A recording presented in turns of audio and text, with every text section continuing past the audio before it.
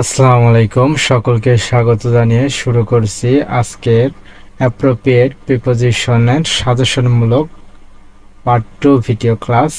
চলুন দেখে নেওয়া যাক এই ভিডিওতে আপনাদের জন্য যে অ্যাপ্রোপ্রিয়েট প্রিপোজিশনগুলো আমি দিয়েছি সেগুলা ধারাবাহিকভাবে প্রতিদিন অ্যাপ্রোপ্রিয়েট প্রিপোজিশনের উপরে ক্লাস পাবেন। অবশ্যই ক্লাসগুলো দেখে প্রত্যেক দিনের পড়া প্রত্যেক দিনে মুখস্থ করে ফেলবেন, ইনশাআল্লাহ এখান থেকে অনেক কমন পাবেন।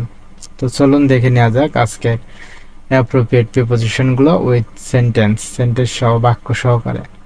তো আপনাদের প্রথমে রয়েছে ব্রাস্ট ইনটু, এটা অর্থ হচ্ছে সহসাই ফেটে পড়া। Hearing the news she ব্রাস্ট into tears, খবরটি শুনে বা সংবাদটি শুনে সে কান্নায় ফেটে পড়ল। তাহলে এখানে ইনটুর জায়গায় কি থাকবে, বক্স ফাঁকা থাকবে, এখানে বাস্টের পরে ইনটু বসবে। নেক্সট, ব্রিং অ্যাবাউট মানে বয়ে নিয়ে আসা। The 20th century brought about revolutionary change in our lifestyle, তাহলে আমাদের 20 শতাব্দীতে আমাদের শৈল্পিক অনেক পরিবর্তন সাধিত হয়েছে। তাহলে বিং এর পাস্ট ওয়াজ, তার উপরে পরে হয়েছে অ্যাবাউট। নেক্সট, beset with বেষ্টিত, our country is beset with many problem. তাহলে বিশেষের পরে গ্যাপ থাকবে, এখানে হবে বিশেষ উইথ। আমাদের দেশ অনেক সমস্যায় বেষ্টিত বা জর্জরিত। এরপর রয়েছে ব্লাইন্ড অফ, অর্থ অন্ধ। তাহলে he is blind of dash one I, তার এক চোখ অন্ধ। তাহলে ব্লাইন্ডের পরে অফ বসবে। নেক্সট, ব্লাইন্ড টু উদাসীন, দেখেও না দেখা।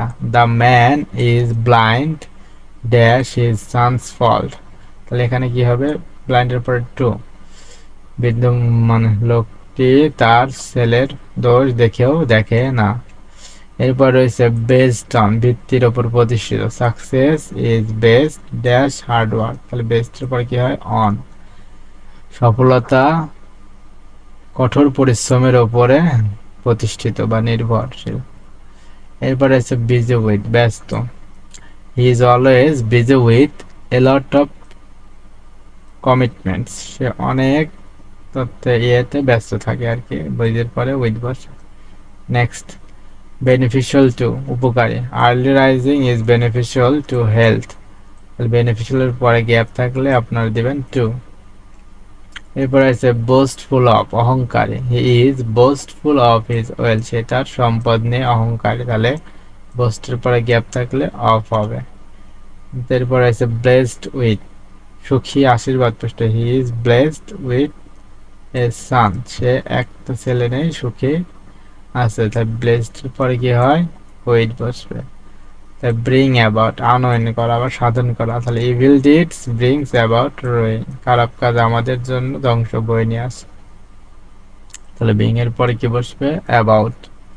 এরপরে আছে বিকজ অফ, জন্য। He could not go to the school because of illness, because এর পরে কি হয়, অফ। সে অসুস্থতার জন্য স্কুলে যেতে পারছিল না। বিলং টু, মালিকানাধীন। This land belong to the government, এই জমিটি সরকারের মালিকানাধীন। তাহলে বিলং এর পরে টু হবে।